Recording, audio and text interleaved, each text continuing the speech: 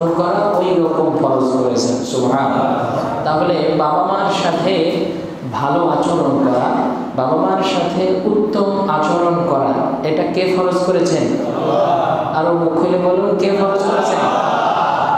এবার আল্লাহ বলেন স্পেশালি মানুষ কখন পিতামাতার সাথে খারাপ আচরণ করে এটা তো আল্লাহ জানেন। মানুষের নেচার কেউ না জানলেও জানে কে? কেউ যেটা পারে না পারে কে?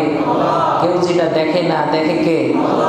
আল্লাহ বলছেন ইম্মা ইয়াবলুগান্না ইনদাকাল কিবারা আহাদুহুমা আও কিলাহুমা ফালা তাকুল লাহুমা উফ। সুবহানাল্লাহ। আল্লাহ বলতেছেন যে তোমরা পিতামাতার সাথে ভালো আচরণ করো, স্পেশালি ইম্মা ইয়াবলুগান্না ইনদাকাল কিবারা, যখন বাবা এবং মা তাদের দুজন অথবা দুজনের একজন, বাবা আছে মা নাই, মা আছে বাবা নাই, অথবা বাবাও আছে মাও আছে, তারা যখন বার্ধক্যে উপনীত হয়, বয়স যখন হয়ে যায়, বয়োজ্যেষ্ঠ অবস্থায় ইনদাকাল কিবারা আহাদুহুমা আও কিলাহুমা ফালা ডোন্ট তাকুল লাহুমা, তাদেরকে বলো না, কওল ফালা তাকুল লাহুমা উফ, বাবা মার সাথে উফ শব্দটাও ব্যবহার করো না। নেভার এভার, মানে আল্লাহ তাআলা এখানে লা তাকুল লাহুমা উফ, মানে এখানে দুই ধরনের ব্যাখ্যা হতে পারে। এক, পিতামাতার কোনো কথা আপনি তাচ্ছিল্যভাবে উপেক্ষা করবেন, বিরক্তি ভাব নিয়ে আহ উফ করবেন, এইটার কোনো সুযোগ যেমন নাই। আবার আপনার কোনো আচরণে পিতামাতা কষ্ট পাবে, এই ধরনের কোনো আচরণও পিতামাতার সাথে করা যাবে না।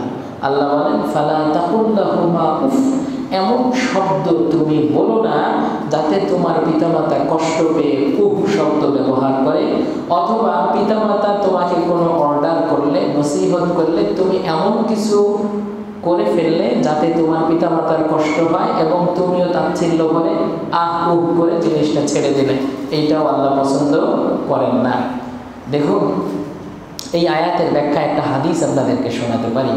রাসূলুল্লাহ সাল্লাল্লাহু আলাইহি ওয়াসাল্লামের কাছে এক সাহাবী এসেছে, বলছেন ইয়া রাসূলুল্লাহ, আমার স্ত্রীর সাথে আমার ভালো সম্পর্ক, কিন্তু আমার পিতা তিনি আমার সেই স্ত্রীকে তালাক দিতে বলেন। স্ত্রীর সাথে ভালো সম্পর্ক, রাসূলের কাছে এসেছে অভিযোগ নিয়ে যে আমার স্ত্রীর সাথে ভালো সম্পর্ক, কিন্তু আমার পিতা আমার ওই স্ত্রীকে তালাক দিয়ে দিতে বলেন। ওমর রাদিয়াল্লাহু তাআলা আনহুর কথা।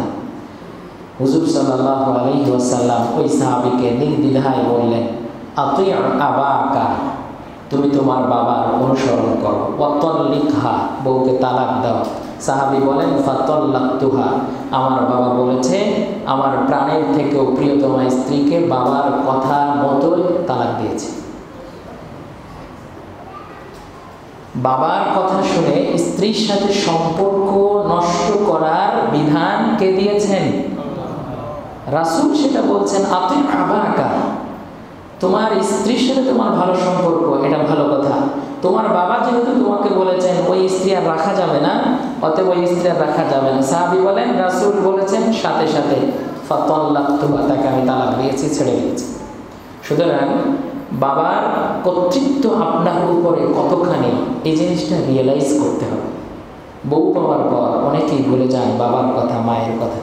এমন অনেকেই আমরা আছি গ্রাম থেকে শহরে বসবাস করি, বাবার কথা খেয়াল থাকে না, মায়ের কথা খেয়াল থাকে না। ছেলেকে ভালোই টিউশন ফিটি দেওয়া হয়, কিন্তু বাবার ওষুধের টাকাটা ঠিক মতো জোগাড় হয় না। বাড়ি বিল্ডিং করে, তারপরেও পিতামাতার সাথে তাদের যে হক ওই কথা খেয়াল থাকে না। ছোট্ট বাচ্চাকে মানুষ করার জন্য সব প্রচেষ্টা চালায়, সারাদিন নিজের ছেলেটা জ্বালায়, তাতে কিন্তু বিরক্ত হয় না। আর বাবা বুড়া হয়েছে, এখন ঘরের মধ্যে জোরে কাশলেই এখানে পরিবেশ নষ্ট হচ্ছে। ওই যে একটা গান আছে না, যে কি যেন, স্বামী স্ত্রী আর অ্যালফেশিয়ান, জায়গা বড়ই কম, আমারে ঠিকানা তাই বৃদ্ধাশ্রম। তো বৃদ্ধাশ্রম হয়ে যাচ্ছে বউকে খুশি করার জন্য, বাবার জায়গা হচ্ছে না বড় ফ্ল্যাটে, তার কারণ বউকে খুশি রাখতে হয়। এই চিত্র আমাদের মেহেন্দিবাড়িতে নাই নাকি? মেহেন্দিবাড়িতে আছে, সর্বত্রই নিউক্লিয়ার ফ্যামিলি তৈরি হচ্ছে। আল্লাহ রাব্বুল আলামিন বলেন ফালা তাকুল লাহুমা উফ, তাদেরকে উফ শব্দটাও বলা যাবে না। ওয়ালা তানহারহুমা, তাদেরকে ধমক দেওয়া যাবে না। তাহলে তাদের সাথে কেমন আচরণ করতে হবে? ওয়াকুল লাহুমা কওলান কারীমা, আল্লাহ বলেন তোমার পিতামাতার সাথে তুমি যখন কথা বলবে কওলান কারীমা, নম্রতার সাথে, ভদ্রতার সাথে, একদম নিজেকে নিবেদিত প্রাণে আপনার ভদ্রতার সবটুকু দিয়ে পিতামাতার সাথে উত্তম আচরণ, উত্তমভাবে কথা বলতে হবে। আমাদের মধ্যে অনেকেই আছে বিভিন্ন সভা, সেমিনার, সিম্পোজিয়ামে খুব সুন্দর সুন্দর কথা বলে। আমাদের মধ্যে অনেকেই আছে বন্ধুদের সাথে খুব সুন্দর করে কথা বলে। অনেকেই আছে পথচারীর সাথে, রাস্তাঘাটে মানুষের সাথে, ফ্রেন্ড সার্কেলের ভিতরে খুব সুন্দরভাবে, নম্রভাবে কথা বলে, কিন্তু বাবার সাথে, মায়ের সাথে রুডলি কথা বলে, রুক্ষভাবে কথা বলে। আছে না? আছে। আল্লাহ বলেন ওয়ালা তানহারহুমা, ধমকের সুরে কথা বলা যাবে না। ওয়াকুল লাহুমা কওলান কারীমান, তাদের সাথে কথা বলো নম্রভাবে। এরপরের আয়াতে আল্লাহ আরো বাড়িয়ে বলছেন ওয়াকফিদ লাহুমা জানাহাজ যুল্লি মিনার রাহমা, তোমার করুণা, তোমার মমতা, তোমার দয়া সবগুলো পাখা তোমার পিতামাতার পায়ের নিচে তুমি বিছিয়ে দাও। সুবহানাল্লাহ। ওয়াকুর রাব্বিরহামহুমা কামা রাব্বায়ানি সগীরা, আল্লাহ অর্ডার করতেছে এই দোয়াটা করার জন্য। আল্লাহ বলছেন, বলুন আমার সাথে, রাব্বিরহামহুমা কামা রাব্বায়ানি সগীরা। আল্লাহ রাব্বুল আলামিন শিখায় দিয়েছে এত চমৎকার দোয়া। বলো রব, হে আমার প্রতিপালক, ইরহামহুমা, আমার পিতামাতার উপরে আপনি ওই রকম দয়া করুন, রহম করুন, কামা রব্বায়ানি, যেভাবে সগীরা, আমার শৈশবে আমার পিতামাতা আমাকে কোলে পিঠে করে মানুষ করেছে। সুবহানাল্লাহ, সুবহানাল্লাহি ওয়া বিহামদিহি। এই কথা আল্লাহ রাব্বুল আলামিন কোরআন মাজিদে প্রত্যেকটা সন্তানের উপর ফরজ করে দিয়েছেন। পিতামাতা জীবিত থাকুক আর মৃত হোক, যে অবস্থায় থাকুক না কেন, এই দোয়া করতে হয়। কিয়ামতের ময়দানে বাবা এবং মা দেখবেন যে তার আমলনামায় অনেক বেশি সওয়াব যুক্ত হয়েছে।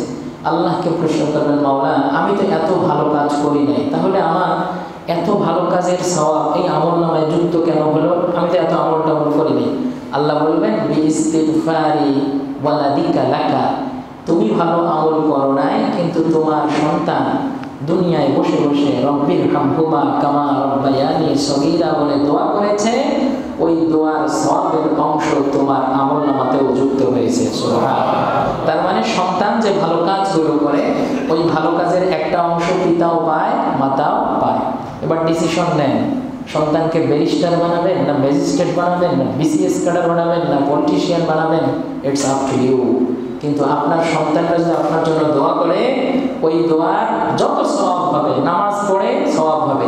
মানে জ্বলন্ত প্রমাণ হলো, আমি আপনাদেরকে এখন কোরআন এবং হাদিস থেকে আলোচনা শোনানোর জন্য চেষ্টা করছি। এই আলোচনা ডেলিভারি দেওয়ার জন্য আমাকে দীর্ঘদিন মাদ্রাসায় পড়তে হয়েছে, নাকি এমনি এমনি কথা বলবেন? আবার এর উপর সেলফ স্টাডি করতে হয়, তারপর কোরআন হাদিস থেকে কথা বলা হয়। তাহলে দীর্ঘ একটা টাইম কোরআন হাদিসের মধ্যে ইনভেস্ট করা আছে এবং সময়, শ্রম যাচ্ছে সব ইসলামী তাহজিব, তামাদ্দুন, সংস্কৃতির ভিতরে।